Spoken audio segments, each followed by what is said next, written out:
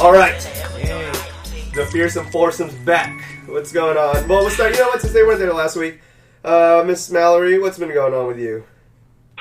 Nothing much. I've been working, playing a lot of Animal Crossing. Nice. I played a new game called Unraveled 2. Oh, Unraveled's cool. That I played the first one. Yeah.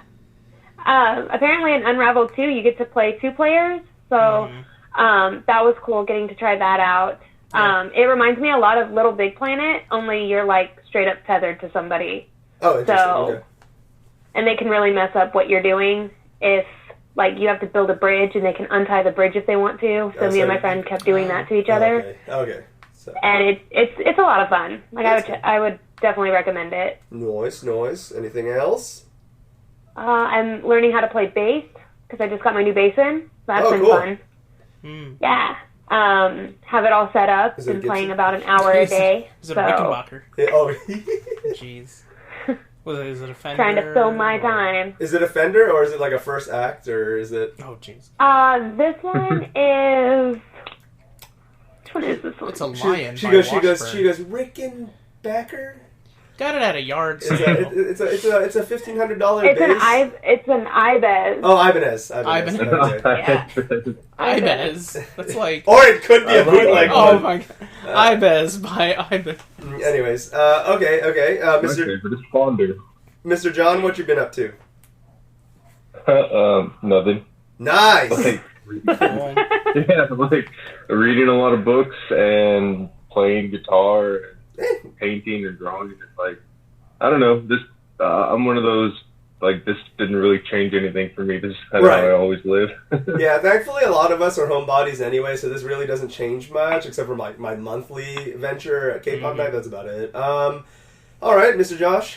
Yeah, just like everybody else, playing guitar as well. There you go.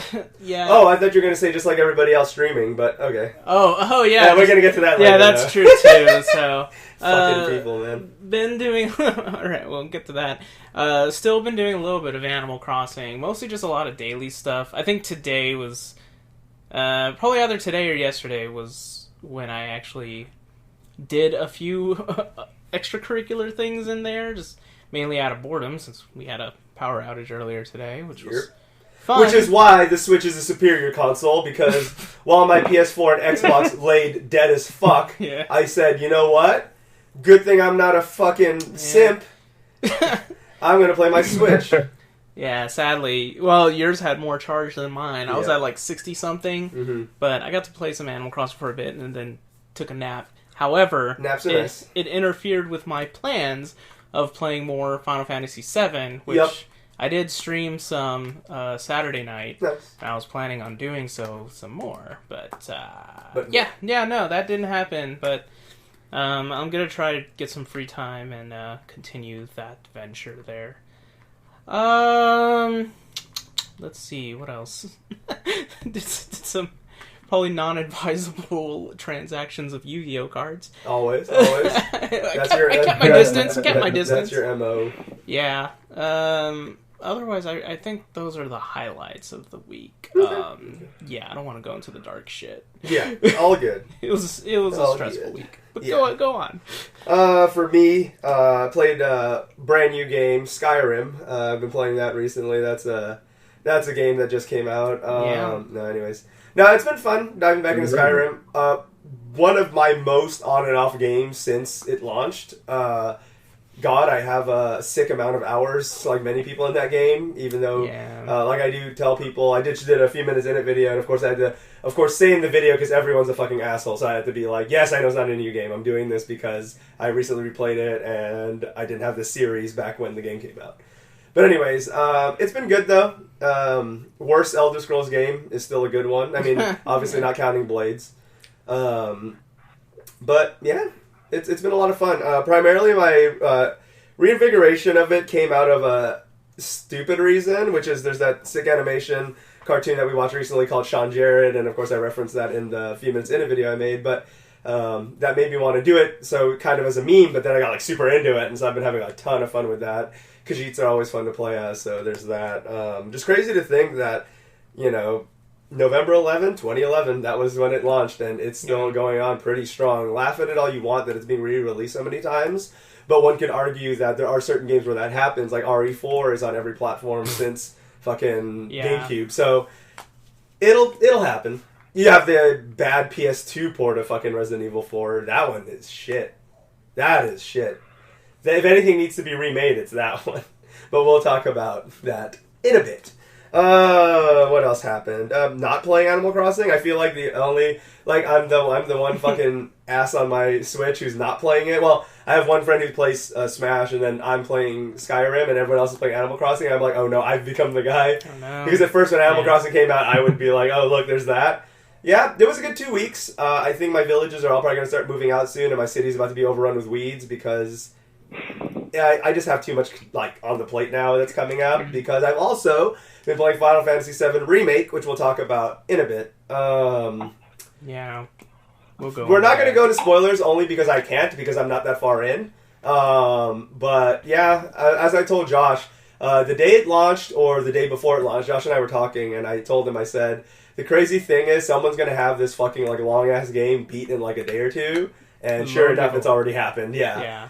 So people, I guess in quarantine, don't have a 9-to-5 grind like we do.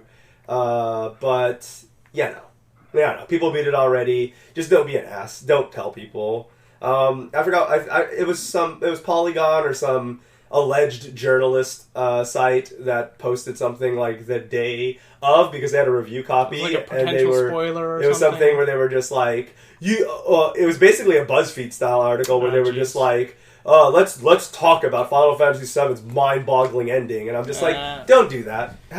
Don't do that. Yeah, I know we saw that video on YouTube where someone already. Someone just straight up posted the ending on YouTube. Yeah. So fuck you. I think before we eventually go into the further discussion of it, for the big brain takes of well, haven't you played the original? There are a lot of changes. Yes, it's much fleshed out. Yeah. Literal 5-minute moments have become 30-minute to 1 hour segments. There are even tweaks to the narrative as well. So but we'll get into that further. But just because I know there's somebody that's going to be like, oh. Yeah, actually, this game came out in 1990, whenever the fuck, 7? Yeah, I think so. 7. Yeah, so there's that. What else? Yeah, so I feel bad. I totally feel... On Final Fantasy VII Remake launch day, I saw that meme of Andy dropping Woody, and Woody's Animal Crossing, and then he's holding Final Fantasy VII Remake in his other hand, and that was definitely me. I don't want to play with you anymore. And... not gonna lie, Skyrim technically was the one that knocked Animal Crossing out of the running, but now between Final Fantasy VII Remake being my mainstay game and Skyrim being my filler game, although arguably I play Skyrim like 7 hours a day and I play Final Fantasy 1 hour a day, but still, it's one of those things where with that being the case, there's just no more time for Animal Crossing, because unfortunately Animal Crossing is a time-draining game, and I am at a deficit of it right now between all the games, and stuff like that. Mm-hmm. So there's that. Before we get into that, fuck it, let's just do it. Before we get into the news, due to channel plugs, Mr. John, where can everybody find you on the internets? At or underscore you that guy. All right, Miss Mallory. You can find me at awesome_Mally on Instagram. All right, Mr. Josh. Twitch, Twitter, and Instagram at Joshiro Joestar, YouTube. Shiro Play 5. Right. And then you can find myself at all the places at ZD Rocker, SlimAsianEntertainment.com, and DisconnectedCast.com. Alright, so looking into some of the stories we talked about, we had Amanda Lepre on the podcast last time. Mallory and John, my description wasn't very clear. They were sent into exile by me. They weren't self-exiled, as I kind of implied in the description, so that was a bit of a meme. So yeah, it's just because the Shadow Realm. with us not being all in person, it's harder for me to direct everybody, and there would have been too much traffic on the call, so I didn't want the guest to feel have a hard time reading when she can jump in with 2 other people on the same call as her. So it was just for quality assurance by assuring that you guys weren't there. But other than that, there's that. But it is good to have you guys back. One of the main things we talked about was Last of Us 2 getting delayed. Obviously, John's a big Last of Us mark, so I'm going to bring it up for your sake. If you had anything on it where basically, the game is complete. And in fact, Sony and Naughty Dog don't even deny this. Because a lot of people were like, you guys were bragging so much about how this game is already done, pretty much. Why are you guys delaying it indefinitely? That's the worst part. Mm-hmm. I forgot what game got delayed indefinitely as well. We talked about it a few months ago, but another game also got delayed indefinitely. But that one makes a little more sense because it's so early in the development chain. I can see them just not wanting to focus on it right now. Well, Last of Us is almost done. Now, my whole thing is I personally feel it's a big money ploy. They want to say Last of Us 2 was the best-selling game of September or the best-selling game of the year so far. If that is the case, John, as a Last of Us fan, how do you feel about the game being delayed right now when we could probably really use it in quarantine, just so Sony and Naughty Dog can say we made the big numbers? Do you think, other than it, I know someone's going to be like, well, it's a financial... I don't give a shit about that. As a fan, John, how do you feel about the delay being pretty much for kind of big dick reasons? Those are some of the reasons I heard. I mean, I'm bummed, naturally, because I really want to play that game. Mm-hmm. And it'd be fun to do right now, because there's fuck all else to do, but... Right. I mean, I guess I'm still going to get it when it comes out. Yeah, I definitely don't see the numbers getting hurt, but yeah, go ahead, I'm sorry.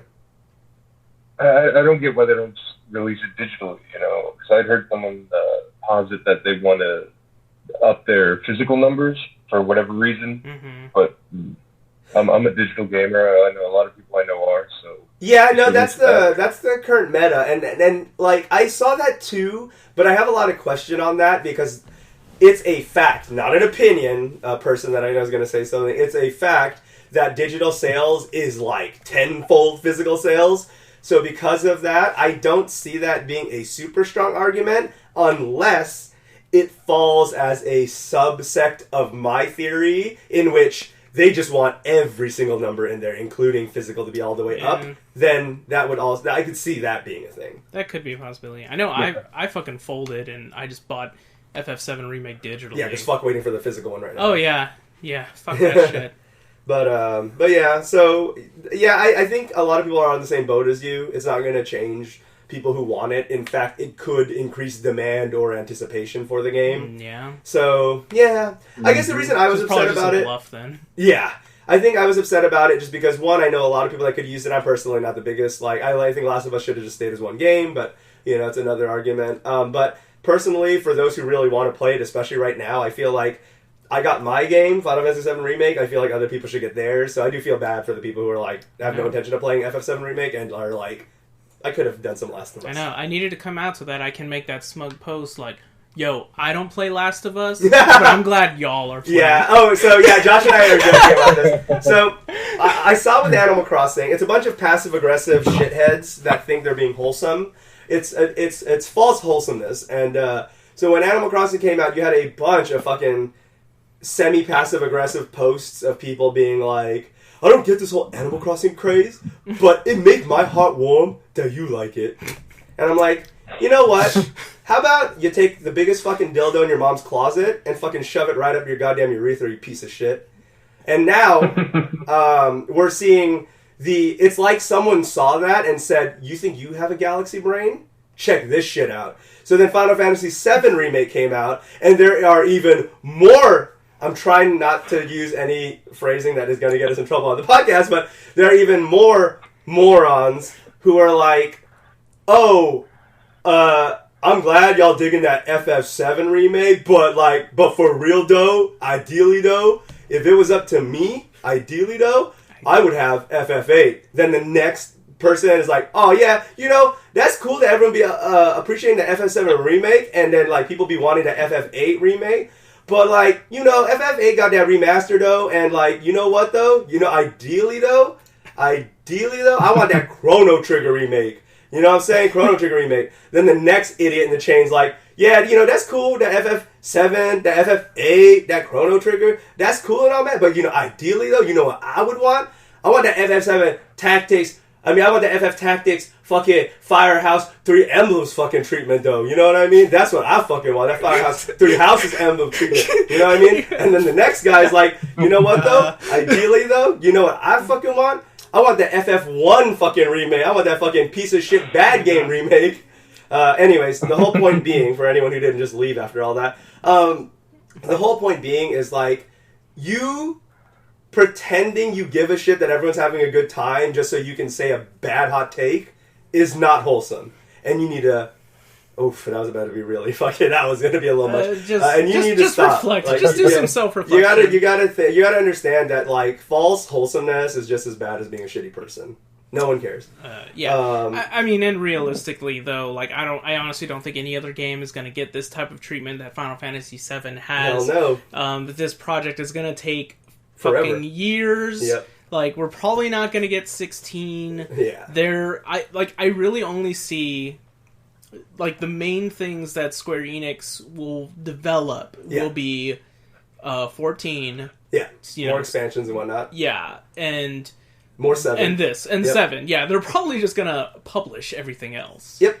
You know? I can see that. Yeah, so... but yeah, that even though I know we are referring to certain people, I have been hearing the Three Houses treatment a lot for things that aren't Fire Emblem, which genuinely I want Dark Souls to get that Three Houses treatment. Yeah, so if anybody is listening and happens to understand what the fuck that means by giving X title the Three Houses treatment when it's not a Fire Emblem game. Yeah, so it's not possible to, is the point. Yeah, I'm really... Please tell me what that mean, because... Yeah. I mean, like, Three Houses isn't even a remake. Like, they... Yeah, so what does that mean? Yeah, exactly. They completely changed how the gameplay was for a typical Fire Emblem game. But, I mean, it still plays like Fire Emblem. Yeah, so I don't get that either. That is weird that that's not just a fucking isolated case. Yeah, it's real weird. I don't get it. Alright, well, we're on FF7. Let's just, whatever. Not really spoilers, because again, I'm like in the first 2 hours of the game, so if that kind of shit offends you, then get the fuck out, basically. But but anyways, no, this is like really light stuff. Like, I'm barely in there. So FF7 starts off with the iconic train scene. Mm-hmm. Everyone remembers that one. And more stretched out for sure. But it starts out. But the cool thing about that, and it's what I did enjoy about OG FF7, is that the game just gets in there, and you do get to have your first battle already and stuff like that. And I think now with the new battle system, that is something a lot of people were anticipating. And we've all played games where it's like 30 fucking minutes of walking and talking and listening to some horse shit you don't care about before you finally get to even shoot a gun or swing a sword. Yep. So it's nice that FF7 knew that they had something good going with it and didn't stretch it out too much where like, oh, you gotta wait like an hour before you fight. Because a lot of people wanted to be like, alright, where are we in here with the combat system? Mm-hmm. I guess we could discuss the combat system first. So the combat system, obviously, they don't want to go turn-based or time gauge RPG systems are very outdated everywhere except for Japan. Japan still loves it, but the rest of the world's kind of over it. A lot of people do say that that's what makes a lot of the older RPGs not age well, especially as people, as younger people start playing these games, is they don't get it. There's the appeal, the time frame's just not there. It's like what we talk about, maybe not quite as extreme, but it's kind of what we talk about where like NES games or SNES games that kind of have hard mechanics because they're old doesn't necessarily make it like something where it's not a true playthrough or a true whatever if you don't have it. Where I'm going with that is I don't feel like changing the FF7 battle system makes it any less FF7 in the sense of, unless you're literally talking about it being a, cut and paste, transcript of the original game. Yeah. Now that being said, though, the combat system is very interesting because you basically have a hack and slash style smash square to attack type of thing, but you're basically accruing ATB points more so than the thing. You're filling up your little gauge so you can do actions like healing or casting spells, etc. And that I found to be a very interesting system that I have to get used to because I find myself all too often needing to heal myself with a potion but not having enough ATB actions to do it. Yeah. So that definitely made things a little more difficult. I'd argue it's probably more streamlined and better than the original FF7 style combat, but it's still not necessarily easy. I think anyone who's saying that it made the game easy is kind of just talking out of their ass, kind of. Yeah, I mean, it's kind of like 15, but a bit slower. Yes, yeah. It's definitely not as fast. They weren't kidding when they said they were trying to take 15 as an influence, but still mix it kind of with something like the ATB system. Yeah. They weren't kidding when they said that. It's definitely there. Yeah, I mean, there were definitely moments where I kind of felt like my back was against the wall because I needed to heal, but didn't have the points. Fortunately, the meter does fill if you just run. Yeah. So that helps, but... it does suck when you also have a character, Barrett, who doesn't do that a lot, because he gets to be stationary. Yep. So, yeah. I think that one interesting thing about the way this system works, between switching with characters / the way the combat system works, is I think it will actually make you think about who you have in your party a bit more, I think. I think that, because before, you could pretty much power through the game with almost any lineup you want. If you wanted to be Claude, Vincent... well, not Aerith, obviously, but if you wanted to be Cloud, Vincent, Red 13, and Barrett, let's say, I mean, you could. I beat the game with Cloud, Yuffie, and Vincent Vincent's got that shitty-ass limit break. Yeah. I don't even remember what Yuffie's was. I know it's not that great, though. Yeah, mine, I think, was Cloud, Tifa, and Red. Yes, that's good. And then at one point, Kate, Sith on one of the playthroughs. Oh, his limit break was a slot? No. It's a slot machine, isn't it? I thought Tifa had slots. Oh yeah, Tifa has slots. Yeah. But he has like a weird gamble thing too, though, because his limit break can be several things. It can be shitty or it can be good. Mm-hmm. So that was always, Anyways, before we become big FF nerds, fucking whatever. I am very curious to see. It's a shame we're probably not going to see people like Kate Sith in this game, which is a real shame because it's going to take a while. I want to, but but so far I'm enjoying it. Moving on to stuff we're not crazy about. I'm just going to start it because I want one thing I did think is something to address because there is debate on whether it's good or bad or whatever. I feel like, because a lot of the key dialogue is still the same. A lot of the main quotes and everything's the same. The thing that makes it weird or interesting, or however you want to look at it, because there's a lot of opinions on what it is hearing it now. Mm. Before, when you read Barrett's blaxploitation dialogue, the way it was stylized and everything, you just kind of just read it. Now hearing it sounds a little it sounds a little not straight racist, but kind of racist, a little bit racist. Just because... Is he on that Lincoln Osiris level? I'm sorry? Is he on that Lincoln Osiris level? Yeah, in fact, that was a meme that was shared about a year or so ago about it, and they replaced Barrett with Lincoln Osiris. So yeah, it is kind of like that, and it's weird. Now, the voice actor does a good job of saying a lot of Barrett's quotes because Barrett is a very passionate character talking about the planet dying and hearing it cry and stuff like that. But even though he's literally just acting out what we read in the original game, it sounds really awkward sometimes hearing it. He definitely gets the anger out, which is good. But there are still times where the voice does sound kind of weird. Yeah. Just like when you rub against the microphone and cause it to go... whoever's rubbing against the mic with their butt. I mean, otherwise Barrett's voice is fine. It just takes some getting used to. Yeah. But there are a few times where it's like, ugh. Yeah. It's fine, and then sometimes it's not fine. Next thing we'll move on to are moving from polygon graphics to seeing them. So Josh and I were talking about this, and it is weird sometimes to see they would do motions and the way they would do certain motions and stuff in the original game because it was very cheap 3D pixelated. Well, that maybe not cheap at the time, but very simplified graphics. So they would have to flail their arms around or do a lot of motions and stuff. So seeing these high-res models doing the same movement sometimes, like I'm doing this and whatever, and seeing them acted out physically is a little weird. Yeah, translated. It's very anime. It's very anime. And now one would say, well, what's wrong with that because it's a Japanese product? I'll tell you what's wrong with it is hearing a very American voice come out of a character and then seeing them act very anime-ish. That doesn't help with the portrayal of it. Yeah, but I don't know. Yeah, so... Yep. But, overall, the game itself is beautiful and is a lot of fun to play. Oh, so, I would say one criticism I have in regards to the combat. I kind of wish the lock-on was a little better. Have you been having issues with it? Or? So my thing is, like, you can lock on to an enemy, but the thing is to shift to another one is you press, you like tilt the right analog stick. But that's also how you move the camera too. So it is. Wait, I thought if you locked on, it didn't do the camera anymore if you were locked on.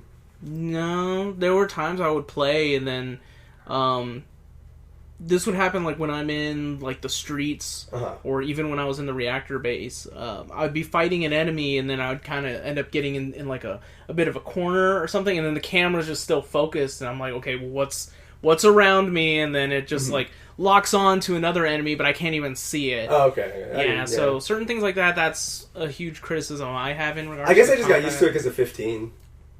Because that happens a lot in 15, so I guess I just got used to it. Yeah, I don't know if I probably had those type of issues with 15 too. It's been a few years now since I last played it. Yeah. But yeah. Oh god. So I do want to say a pro before going into a con. I do love how a lot of the characters are very more fleshed out. Yep. Biggs, Wedge, and Jesse being a huge thing. Yeah, being important. Yeah. Or they were important, but they were so fast in the other one. You actually get to learn more about their characters in this game, which is great. Yep. And especially Wedge has a lot of really nice, wholesome dialogue. Yep, he's cool. But Jessie, like, I like her, but holy shit, the thirst is high. Yeah, they did a big issue where they changed her character too much. I think everyone else was kind of a one-to-one translation. But with her, they turned her from, again, we talked about this with Mandela Pre last week, but maybe we all just kind of misread it young when we were... I don't know, but I replayed it recently. Anyways, we saw Jessie as kind of a dorky, almost motherly, caring type who didn't seem to have any real affection for Cloud. But now, like, from the very beginning to, like, when they're trying to unlock a door and she's just like, wow, he's easy on the eyes. And, like, I was like, when the fuck would she ever say that, like, in the original game? And then Biggs is just confused. Yeah, like, even he's confused. He's like, this didn't happen in the original game. he's looking at the original script. Yeah. She did make a reference that he's not reading the right book. Yeah, see, there you go. Oh, snaps. But yeah, I agree. Jesse's definitely one of the more meh points, which is sad, because I really had a crush on Jessie when I first played that game, as I'm sure most people did. So yeah, there's that. There is a lot of sexual tension in the game. There is. Like, with almost any, like, female character, it's kind of awkward. The Japanese. Yes, those Japanese. The Japanese and their refusal to procreate, despite their media always showing being pretty horny. They want to. Yeah, it's weird. It's weird. Yeah. Their population continues to dip into oblivion, yet they're always talking about wanting to fuck. I don't know. So, in terms of character stuff, just piggybacking off that real quick, I was going to say the game certainly makes me like Cloud more. I've never been a big Cloud fan. Same. But seeing him now in this game, the emotes, the facial expressions, the things he says... Mm-hmm. I'm like, this guy's not as boringly one-dimensional as he came off as in the original game. Like, the humanizing thing I liked is when you go to Seventh Heaven and you see Tifa and she's just like, well, where'd you get that flower? Like, fucking hell, that's rare down here in this part of the slums. He was just like, got it for you. But, like, not in, like, a weird skeezer way. Yeah. In a very Cloud way, which is like, oh, I better fucking pretend like I got her, I remembered her birthday, and then hands it to her type of situation. There's some really wholesome moments with him and Wedge later. Cool. It's nice. Like, it's funny, but it's that, like, you know, he's cheering him up and stuff. Mm-hmm. I will also say, like, as we mentioned earlier, there's some changes to the narrative, which I appreciate, because from that moment on, you do realize that there's something going on with Cloud. Yes. Not like back then when you played the original game, you're twist. Like... Yeah, you're just like, oh man, this guy's a big deal. Yeah. Ex-soldier. Ooh, he's a badass. But then, you know, he... Like, the way the narrative is, you realize, okay, there's something going on. Mm-hmm. But yeah, it does add a lot more character to Cloud. For sure. So, and then real quick, just to wrap up the part 2 of that, what I was going to say real quick. So Cloud, better. Appreciate him a lot more now, for sure. I actually really like him now, and before, he was on the low tier of pro tags for me. Yeah, same. And then, but for me, one of my biggest concerns is Tifa is my favorite FF girl overall, like, of all the games. She's just better now. Tifa is, She's just better now. Yeah, so Tifa's one of my favorite. So I was really worried seeing Jessie that Tifa was going to be some bitch, or they were going to make a change where I'm just like, that doesn't seem Tifa-esque. Yeah. But, at least, unless something fucks up later down the line, I really do like the handling of Tifa. One would argue maybe she's not even that really stand out because she's just kind of neutral. But I do like the way... Maybe it's because I do have a lot of people tell me, because like at work I kind of tend to be a bit of an asshole, and like I do have some of the people there, primarily females, kind of like tell me to either play nice or be a little like not so cold towards everybody. So I guess hearing her do that just kind of is like relatable to me. So yeah, I do like it. I do find Cloud's antagonizing of the citizens a little funny sometimes. Like the dude in the weapons shop and stuff like that. That dude was a dick. That dude was a dick. But my point being is in most FF games, when the dude's being a dick to the pro tag, they just kind of take it and shrug off. Whereas like Cloud kind of like, you know, he kind of does like, get very defensive at times. Yeah, he does. And then also the first shop you go into where the dude's super thirst. Oh yeah. And then Cloud's just like, yeah, whatever, bitch. Like, if you ever want me to replace you, and he's like, yeah, nah. I just love how awkward he gets when the landlady calls him out. Big sword, no skills. I've got skills. I've got skills, idiot. Which is not a thing he would have done in the original game. Yeah. And I think stuff like that I find pretty amusing. Cloud seems a lot more human in this one, and I think I really do enjoy that. It does make me excited thinking of scenes that do come later on to see how he's going to act during those scenes. I'm pretty stoked. But before we bang on characters, unless there's another character you really want to talk about, those were the three I wanted to talk about mainly, or four. Barrett, Jessie, we covered.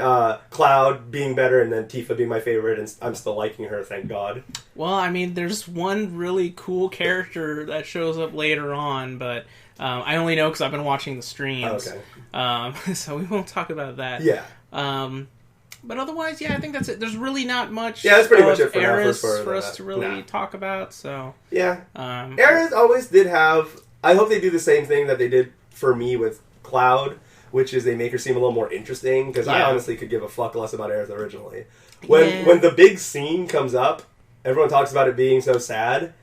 I had no attachment to that. I didn't give a shit. I was just like, you wasted my experience, you bitch. That's all I thought of when I originally played that game. Oh, and one more thing about Tifa. Thank God they didn't change the outfit. Thank God. I was so worried about that they were just going to give her FF Advent Children outfit. I mean, they just or they were going to just put her in a goddamn trash bag. They just gave her a bra. They gave her a sports bra, yeah. That's it. Which is fine, because that would probably make more sense. If you had those things swinging around in combat all the time, probably wouldn't be very comfortable. So, I get it. I was just really worried they were going to do the whole, wow, she's just a sex icon, she's going to change it. At least they didn't do that, thank God. Oh, you know one very small detail, but I absolutely love. You're able to see the material. Who keeps touching the mic? Who keeps hitting their mic? Stop doing that. And breathing into it. Yeah. But I love that they show the material on the weapons. Yes. It's such a small detail, but I absolutely love it. Valerie, are you kissing the microphone?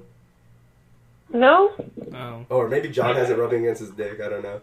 But John, stop rubbing your pods on your dick. Before we move on, obviously we both have done a lot of FF and FF related things. Mal, John, any connection to Final Fantasy VII or any intention to play the game, or just not? And then we'll move on. I want to. Okay. But did you play FF7 originally when you grew up, or no? Oh, no, you didn't. I know you didn't. We talked about this on the podcast before. Sorry. Yeah. I forgot. That was a long time ago. I really wish you did. Yeah. Well, honestly, while you're waiting, I do advise still beating the original game before you play this one.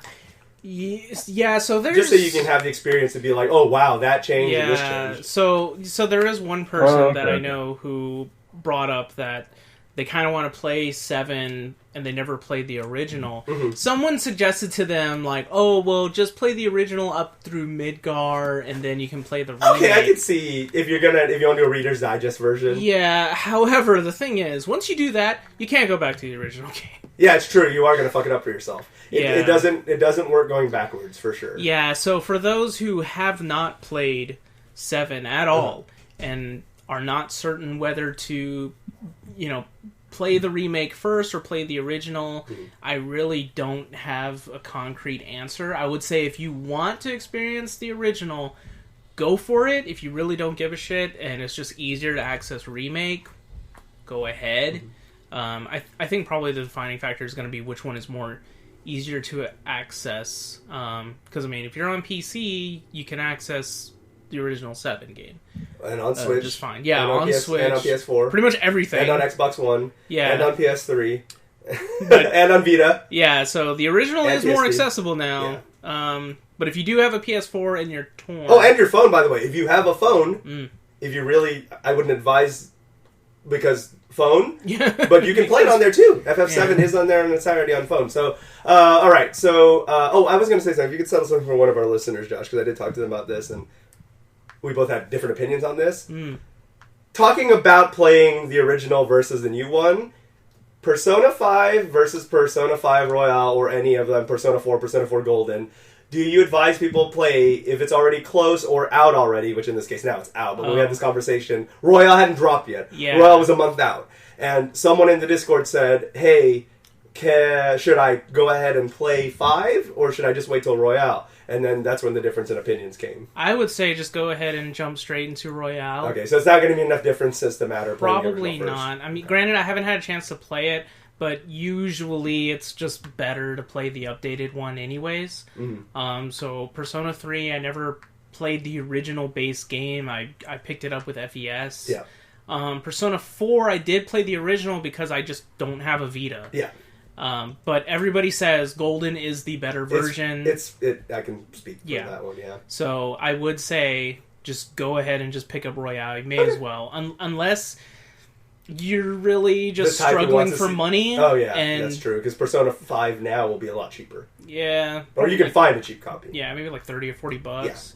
Yeah, so if you're just hurting for money, yeah. Which is understandable right now. You might be.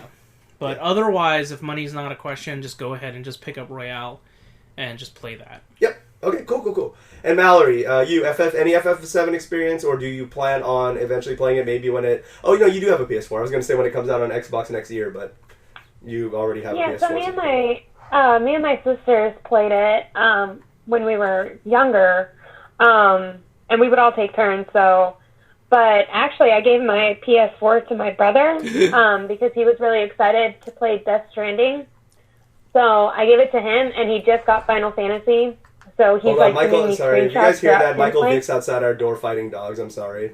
Go ahead. Oh, that's okay. So my brother was really excited for Death Stranding. He's super excited, so I let him have my PS4. But once he's done with Final Fantasy, he's actually going to let me borrow, because we did a trade for it. So he's going to let me borrow the PS4 so I can play Final Fantasy. Nice. Okay. Bueno. But did you ever play the original?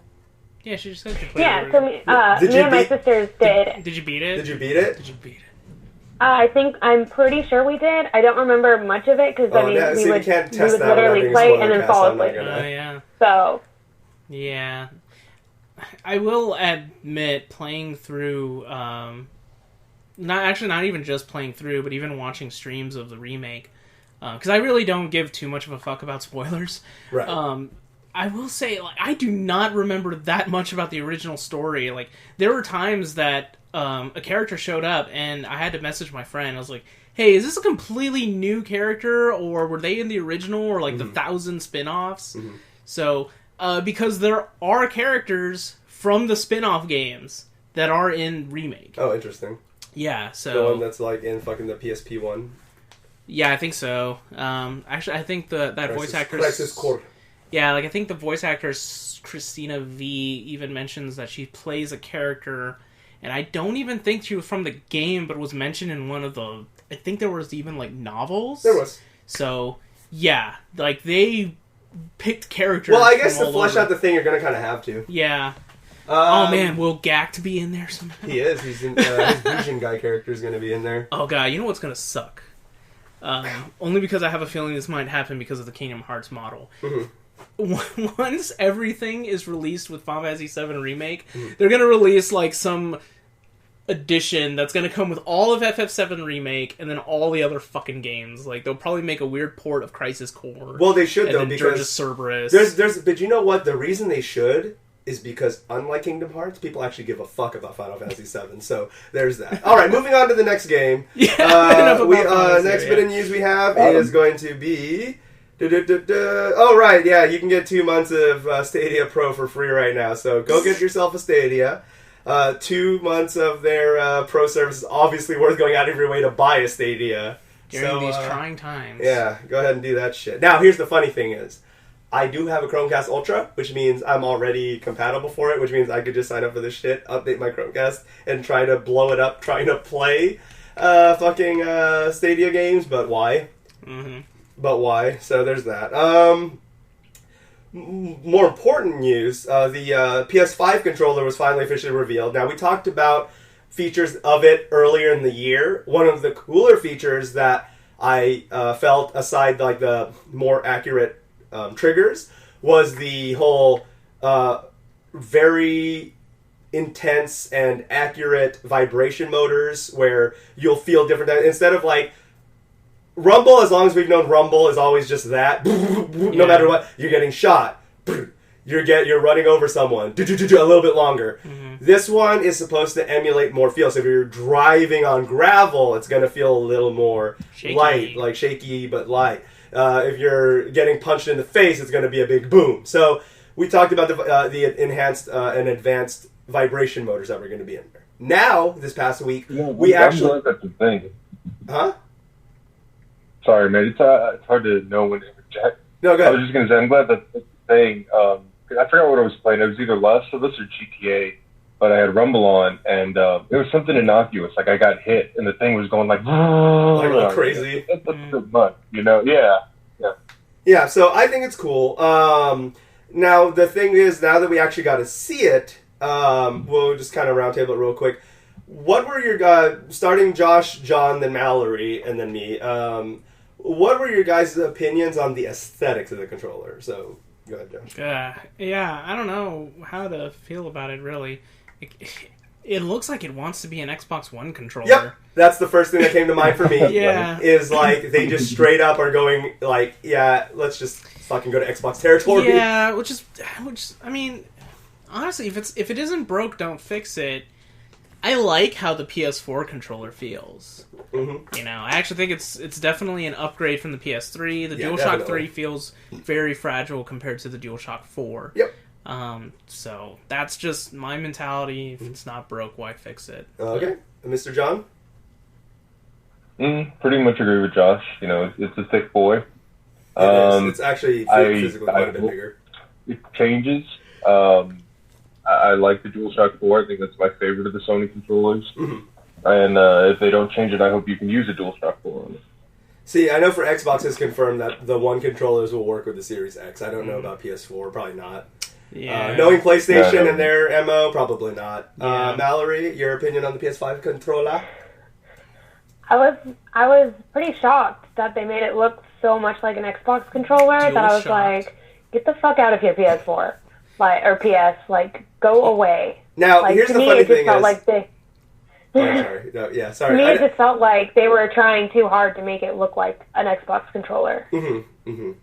What I was going to say is, the funny thing is, Josh's joke actually doesn't work in this case, because it's the DualSense controller, which is the first of its kind. It isn't the DualShock 5, as people originally thought it was going to be called. Yeah. It's actually the DualSense. So they finally changed the name after 4 iterations of the DualShock. Jeez. So there's a new naming convention, a new, very new look. This is definitely the most explicitly different look that the controller's ever had. So it really does seem like they took all the criticisms that they've gotten, where they keep getting told that they're doing the Porsche effect of doing the same thing every single time. But Josh is right. If it ain't broke, don't fix it. However, If this one does feel good, then whatever. Mm-hmm. The thing I was first worried about when I first saw it is it looked like they were going to be touch buttons, not analog buttons. Yeah. And I was about to scream until I saw another angle of it, and it just looks like it's like a clear on white or white on white, and that's why it looked like that in the initial photos. Mm-hmm. But it will be actual buttons, thank goodness. Because I was going to say there's no way. The Steam controller already showed that that's not a viable thing. Yeah. So there's that. It is more like Xbox. That's the one thing most people noticed. It is physically, because of that, going to be quite a bit bigger than the PS4 controller. Some people are marking that as a plus for those who didn't find it big enough. Some people are marking it as a con who already felt that that was just right. Mm-hmm. So it'll probably be heavy as an effect, I'd imagine, because it does have a built-in battery still. A few changes I did like. I think this aesthetically, I think it looks nice. I like the white and blue, whatever color. That is something that I wish PlayStation would move past. Is the thing I really like about the Xbox One controller is that by default you can have it run off AA batteries. Yes. Or you can just buy an optional rechargeable pack, which makes it like the PS4 one. Yes. Yep. Flexibility is nice. And that is one thing that Microsoft did say that they're going to keep in the Series X is it will still have that capability. Yeah, I do wish PlayStation would go that route, especially since this one's gonna be bigger anyways, because I can see the argument to not do that, to keep it smaller, but if they're gonna go big, you may as well. Yep. Now, it's nice to hear a PlayStation person, because Josh has always been more of a PlayStation than an Xbox person, primarily. Yeah, pretty much. With the exception of 360 era, probably, but other than that, it's nice to hear that, because what I see, and then again, we've always talked about media bias against Microsoft and how that's always an uphill battle for them, but I really did hate it when they announced that there's still going to be that same capability, because a lot of articles, taking advantage of those who don't read, took into a thing where they were like, spinning it into a negative light, where they were just like, Microsoft is still using batteries in 2020? What a bunch of idiots. No. And it's just like, no, flexibility is a good thing. Mm-hmm. And you know what? And with the rechargeable pack, the Xbox One lasts so much longer than a DualShock 4. Yeah, my DualShock 4 is always dying. It's annoying. Yeah, that's my biggest criticism of it. For sure. That. Things to learn from both sides, for sure. USB-C type charging, because it's 2020 and fucking for sure everything just needs to be standardized now, because you can't plug it in wrong unless you're an idiot and you do it sideways. I know someone's going to say that, but it doesn't have the, as long as you're plugging it in the right way, C is universal, so there's that.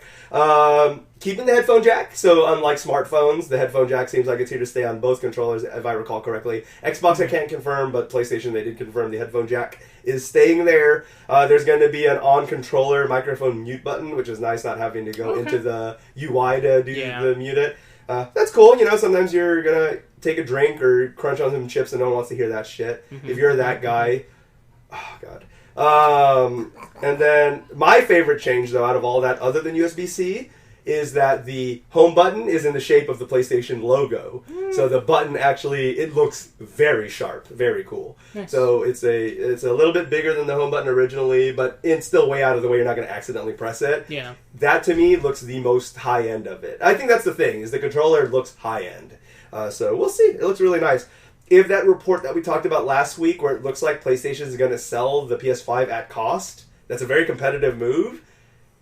And a very financially scary move, because this is a very expensive console to produce. The fact that it costs $400 pretty much to produce the console is crazy. That's an expensive console. Yeah, PlayStation must be having a lot of faith in it. Yep, which, rightfully so. Fallout 76. Wastelanders expansion coming this Tuesday. It is a free update, because some people apparently still play Fallout. When I was going through the changes, it kind of made me laugh a bit, because they're pretty much just turning it into Fallout 4 now, whereas the game was basically, in the original, it's like a Fallout 4 with features removed. They are basically just patching it into Fallout 4 now, where you can still do online with your friends and stuff like that. So Fallout 76, when it first launched, there were no NPCs, basically. You just got these missions and drops, you read the letter, you did the mission, assumingly with other people or friends or betraying other people, whatever. Now they're just adding NPCs as quest givers and all this stuff, and it's just like, you're just turning it into a single... ESO technically did the same thing, but it's one of those things where it's just like the same mistake twice type deal. And ESO wasn't as busted when it first came out, that's for sure. This is true. Like, it got its fair share of criticism, but it certainly wasn't busted. Yep. So this is right. There's also, they're actually doing another, I forgot what the name of the currency was, but they're doing a secondary currency, kind of like Bells and Nook Miles. They're going to be doing that. Why? I don't know, so we'll see how that works. Unless one is one that you can buy, in which case, fuck you. They haven't said that, but if it is why they're doing that, fuck that. Man, I absolutely forgot what the fuck. It's not V-Bucks. No. I mean, they're adding a new, it's like, it's a fake name. It's like General's currency or something. Yeah, I completely forgot what their their current currency was. Yeah. Isn't it like Caps. Atomic? Oh, is it Caps? Yeah, Caps. Oh, video game in-game stuff. Oh, okay. Yeah. So it's going to be Caps and something else now. General, whatever the fuck's gold or whatever the fuck. So there's going to be two currencies, which is weird. There's going to be new monsters being added, and so that's a thing.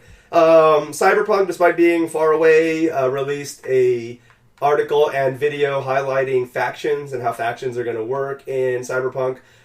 Looks really interesting. Your obvious gang war stuff, but they do have a new sect, and the reason they're making... Some people were like, what do you mean new? This game is going to be... They're talking about a lot of it takes stuff from the tabletop, and this is very much canonical and accurate to the tabletop, but this is a new faction that's being added in the game. It's a group called the Mox. They were formed basically a year before the game comes out, 2076. But they're basically a militant group who's actively used to protect sex workers from violence and abuse, which is running rampant, as you can imagine, in a world like Cyberpunk. Yep. So that was an interesting thing. It was apparently started by a stripper called Lizzie Borden, and all that good stuff. So there is that. Nice. They did remind you that the game is coming out on Stadia. As well as PS4, PC, and Xbox One. And they did, of course, last week confirm that there is an Xbox Series X version coming out, but not just that, but it is a free upgrade. So if you do buy it on Xbox One, then move up. You already own the Xbox Series X version. There is no PS5 version in development at the moment. So there's that. Oh, and then so for some reason they announced this week that a Cannibal Holocaust game is being made, because that's a new film that needs a relevant that needs to become a franchise / IP. For those of you who don't know what it is, John, fill us in on what exactly Cannibal Holocaust is. If I remember correctly, it's like a first found footage horror film from the 80s. So these guys go into the jungle and the film crew, and they're trying to find this lost tribe, and they get eaten, as one would expect. Yeah. But it got a lot of flack because there's a part that depicts them like beheading and killing a turtle and then cooking and eating it, which allegedly didn't happen, but looks pretty real. Yeah. So. They probably did it. Yeah. They probably really did it. Yeah, doesn't it hold the title of being like one of the most goriest films ever? Correct. One of the most goriest films ever, and also one of the films that conned a bunch of people, because a lot of people believed it at first. It's one of those found footage things that, because that was such a new genre at the time, some people... And again, you have people who believe 5G kills people, but... I was going to say, like, the same people, like people still took that bait with, like, Blair Witch. Exactly. Yep. So it's just another one of those deals. So it's known also for tricking a lot of people. Yeah. But yeah, no. So for some reason, someone dug up the rights to it and is like, I'm going to make a video game. So I guess we'll see how it goes. It's so early. It's just been announced that it's going to be a thing, but no studio attached, nothing like that. So we'll see. Give me another Evil Dead game. Oh, wasn't that one pretty good, apparently? Was that the one on Xbox? Yeah, I think there was on a regular Xbox. Apparently it was pretty fun. I don't know. I never played it. Xbox. Yeah, so there's that.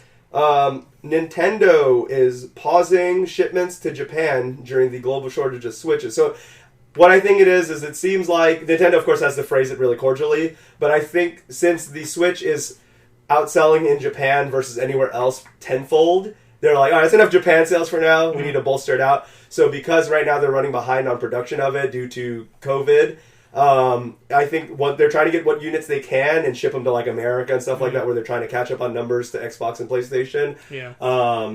And so now they're, well, not Xbox anymore, but PlayStation.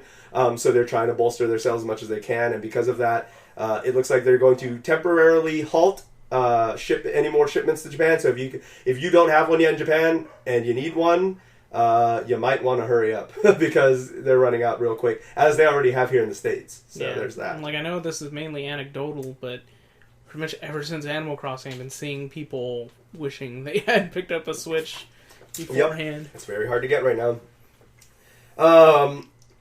Right, everyone but John has a Switch. John, you gonna get a Switch anytime soon? Uh-oh. John, are you alive? Oh, no. Oh. No, yeah, I was on mute because I'm eating cashews. Oh, there you go. Hey, look at that. Good man. At least it was for a good reason. Yeah. Damn right. I was looking for them on fucking Amazon, and they're apparently all sold out. Yep, still, all gone. So, yeah, there's that. It's the hot quarantine item, man. Yep. Aside from toilet paper. Exactly. You know, and dumbbells, too. I would order some dumbbells because I can't go to the gym, but that's all fucking sold out. Mm-hmm. Yep. I was gonna segue into this reminds me of a tweet where what's that? I think the brand is American Girl. It's like a doll, and I guess they make girls based off certain periods. Very popular in the 80s, yeah. Yeah, like they're based off certain periods of time, and I saw this tweet where someone was joking that I can't wait for the 2020 COVID-19 American Girl doll, where she's gonna come with a face mask, rolls of toilet paper, and a Nintendo Switch.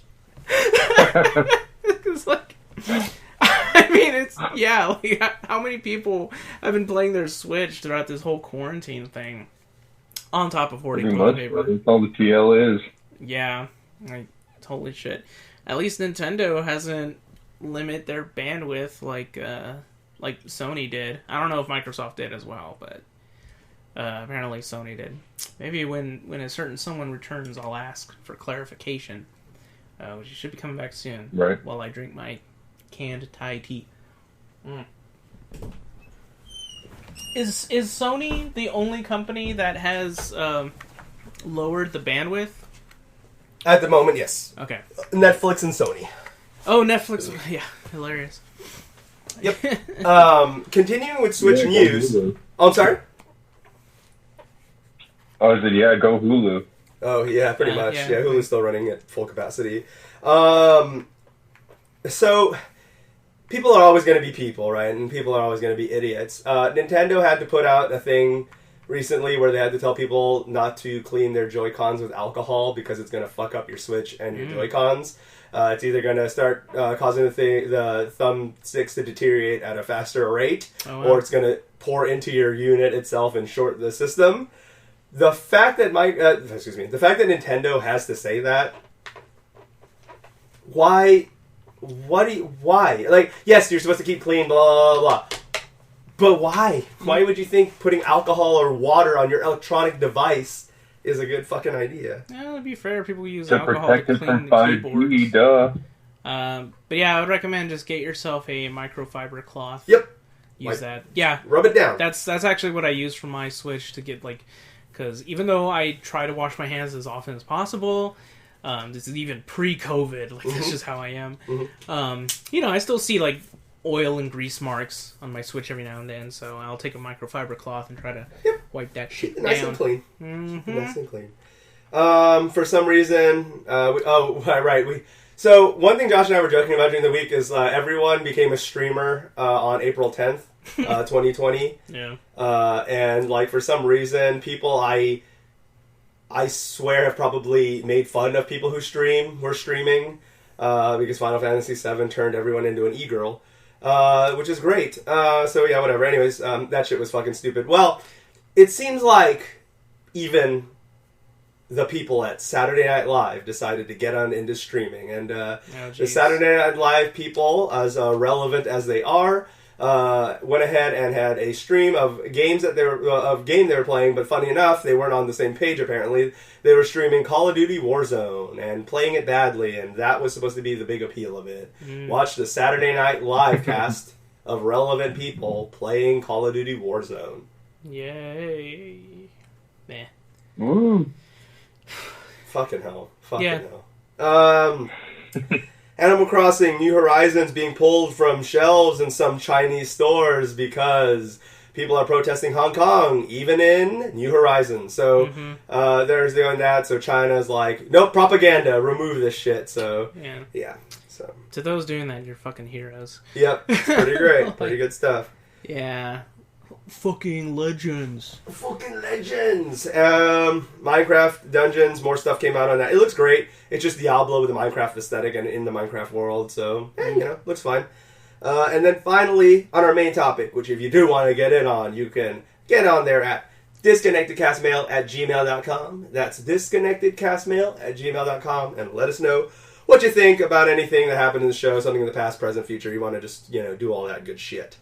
There is rumor, not confirmed yet, there is a rumor that Resident Evil 4 is being remade.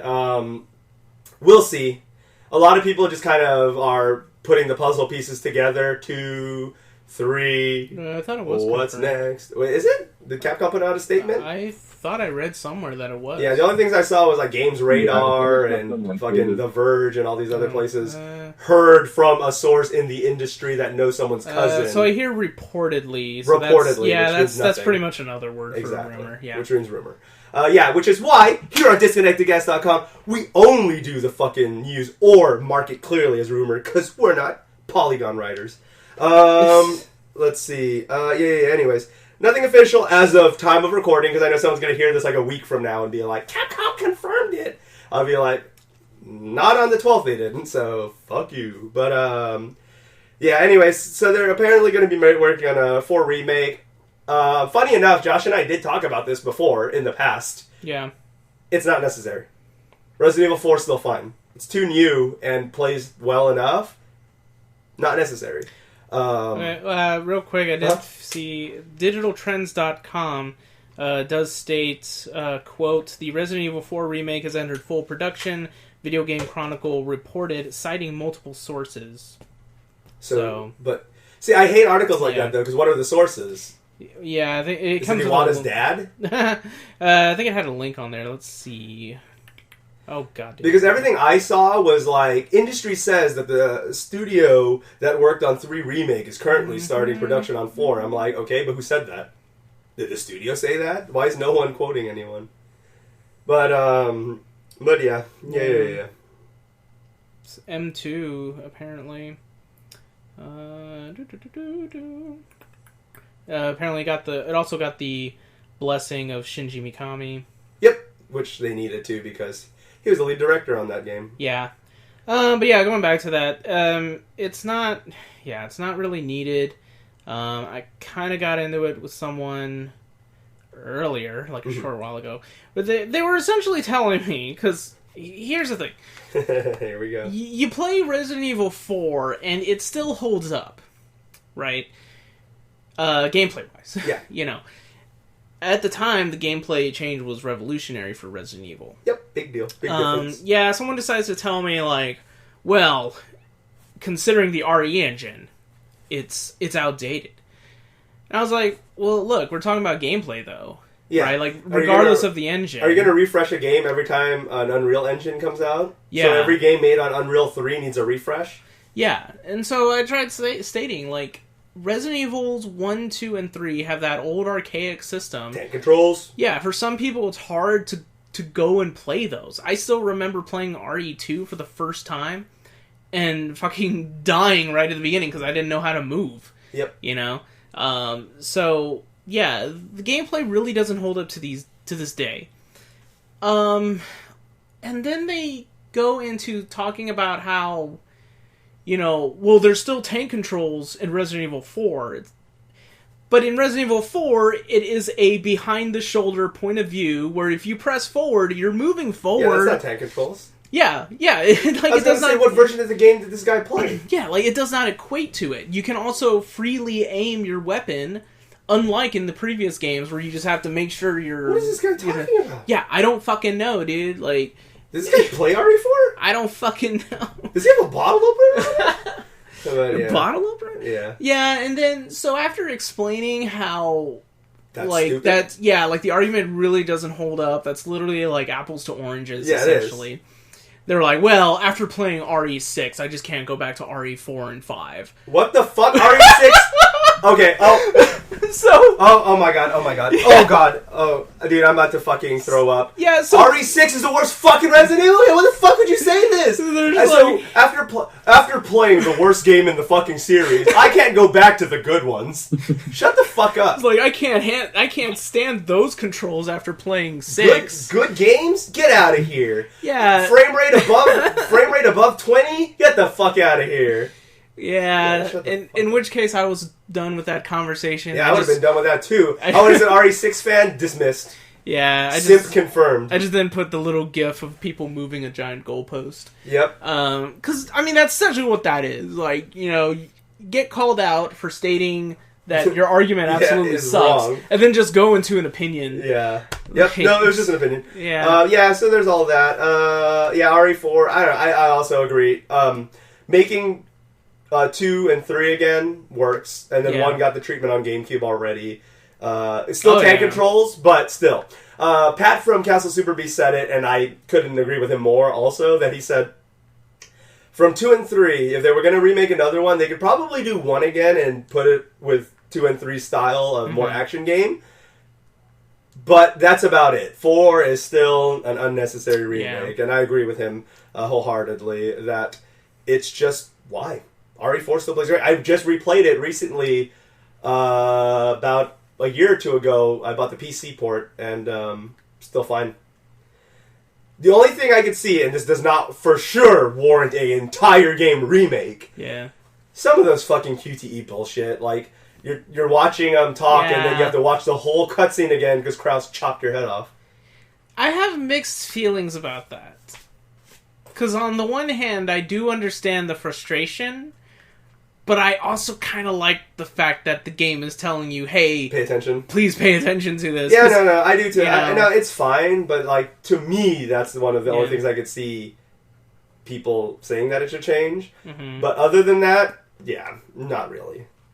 Not really. I don't know, man. Have you played RE6, though? Well, you know what, though? You know what? That guy might have a point. RE6 man might have a point. If I could just see Resident Evil 4 get the 3 houses treatment, I really do think... that all simps who believe this... Jeez. That all simps who believe that RE6 is the fucking golden standard... Yeah, I don't know. Yeah, good job. Mallory, John, RE4 opinions, not just because of the remake, but in general, your guys' feelings on RE4? Never played it. Okay. I played 1 and then 3. 1 and 3. Okay. And then Mallory? I played 1, 2, 3. I didn't play 4. I did play 6. Which me and my brother had fun doing because it was just so bad that like we would just laugh the whole time. Mm-hmm. God, 6 is so funny. And we would just do dumb crap on there all the time. Yes, you can do dumb shit, that's for sure. Yeah, that's pretty much all you had to like. All you could do, like, because it wasn't hard. Hell no, it wasn't hard.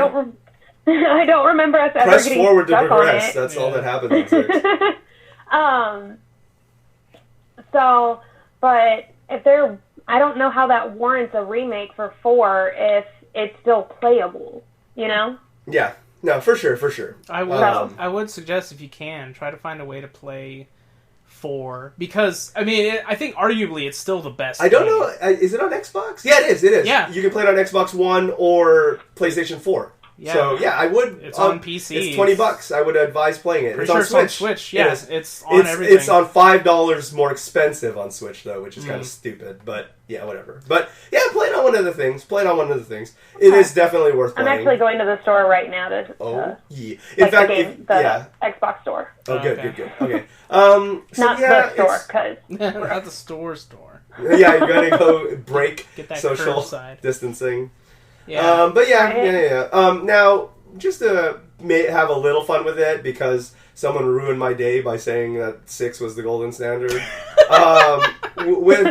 that being the case, what is a game that you do feel... There's lots of games I'm sure we want remade, but games that you do feel maybe didn't age as well, even if you love it, a game you love, that you still admit didn't age well, that you would love to see have this treatment. I guess, yeah, we'll just get Josh. Or I can go to John first, maybe. Or I mean, I wouldn't say it's a game that I love, but I mean, we did mention it, but like, I personally don't think Final Fantasy VII aged very well. Okay. The original. Fair enough. Mainly because, dude, like, oh my god. Like, even just playing it back in PlayStation, I felt like it aged bad because... Fair enough, yeah, it did. Like, the controls are different, you can't use the analog with it. Nope, that was weird. I remember that shit was... The D-pad, you had to use the D-pad. Yeah. Gosh, but... What are a few that I do legitimately like? Yeah, because we can't say Chrono Trigger, unfortunately, because we want to see a remake of that, but it's not because it didn't age well. That game's still great, so, yeah. You know what? The original Dot Hack games. Okay. I would love to see those. To see that, right? Yeah. Oh, yeah. The original Dot Hack games? Oh, my god. PS2? PS2. They're not great. But you would love, but I know you do like Dot Hack, so, yeah. That'd be cool. Yeah, the Dot Hack games, those are definitely games that you play for the story, because the gameplay itself really isn't that great. So maybe give it a second shot, maybe, would have been nice. Okay, fair enough. GU did make the gameplay a bit more faster, so I appreciate that. A little better. But it does suffer from one main problem that the series in general has, is that a lot of the dungeons are reused assets.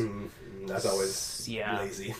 Yeah. That's the problem, is that just comes off as lazy. Yeah, it's like Dragon Age 2, almost. And it's supposed to be an MMO simulator, you're that's just trying to make me throw up. First RE6, I hear about fucking Dragon Age 2, Jesus Christ. Yeah. Let's just name Infinite, Bioshock Infinite. What other games are shit that everyone likes? Andromeda.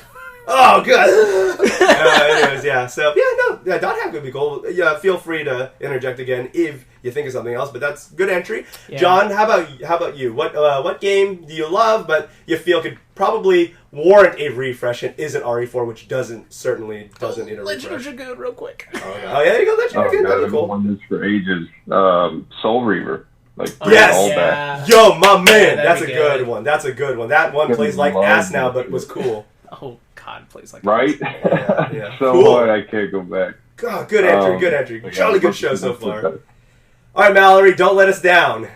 And don't mishear the question. What about you? What game do you like, but probably didn't age well, that you would love to see remade with better controls, better whatever the suffering was? So there was a game I used to play on my Game Boy Color, and it was called Pocky and Rocky. Pocky and Rocky. And you were this little girl, and you had a raccoon, and you had to go solve a mystery or something.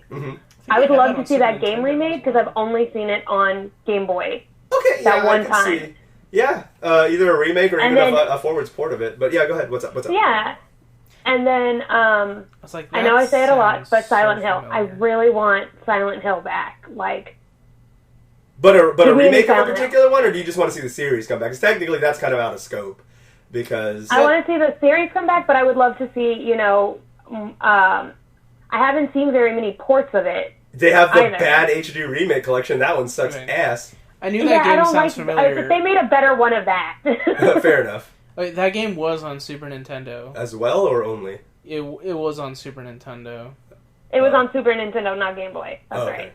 Because I used to have to fight my sisters to play it. All good. It's a real game. You didn't hallucinate, so that's good. Yeah, because I remember that game sounds familiar, and I think it's super expensive now. I think. If I could play it again, if I could get a new port of it, I'd be so happy. I used to play that game for hours. That's cool. Good. For me, it may be my number one game of all time, and it has been for pretty much ever since it came out. Morrowind. Morrowind certainly did not age well. It is an awesome universe still. I still play it every once in a while, but it's hard to, especially with stuff like Skyrim, where it's a lot more streamlined and a lot more modern.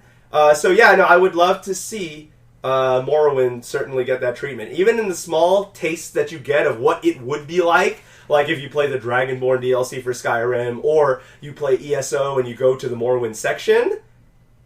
Oh, I get goosebumps just thinking about how cool it could be to see Morrowind get modernized. So that for me would be not just any game, but my number one game of all time I would love to see, because unfortunately it did not age too great.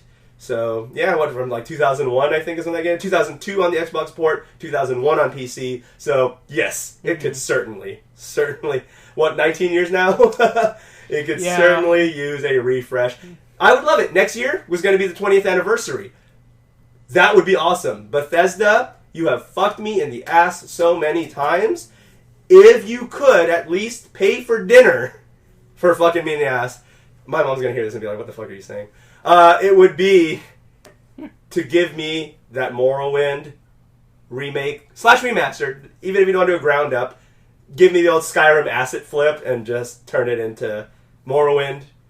Make it clearly on the Skyrim engine. I don't give a shit. Yeah, just please. That would be so. Character models definitely. They definitely look ugly as fuck. So yeah, yeah. The fucking weird ass. They do the policeman from Terminator. That run. Yeah. It's. Whew. Yeah. So yeah. No, I'm the first to admit that it's yeah. Oh, and then hearing a revamped version of that soundtrack, because like FF7, I love some of the new like takes of some of the classic songs. Yeah. So I found out the music was composed by God, I hope I get the name right. Hasashi Hamauzo, who, if I recall correctly, was the composer for 13. 13 had good music. Yeah, which is also kind of neat because he was in the choir group for the recording of One Winged Angel.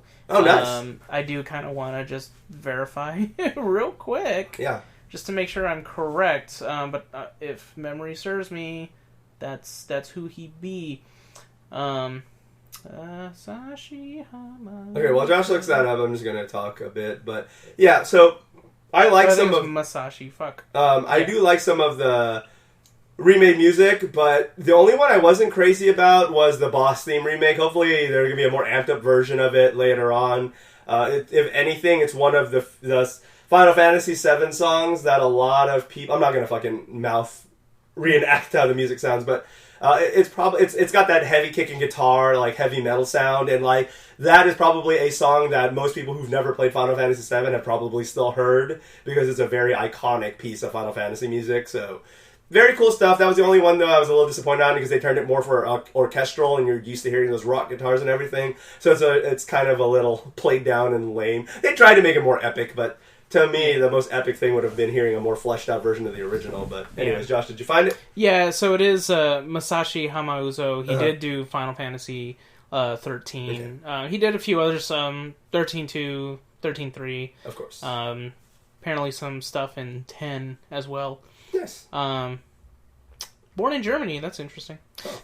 Well, technically, Munich, West Germany, before the whole... that wall? Happened. Yeah. Zawadu. But yeah, good composer, because despite my criticisms of 13, the soundtrack was good. It's really good, and graphically at the time, yeah. Holy fuck, those graphics. Yeah. So yeah.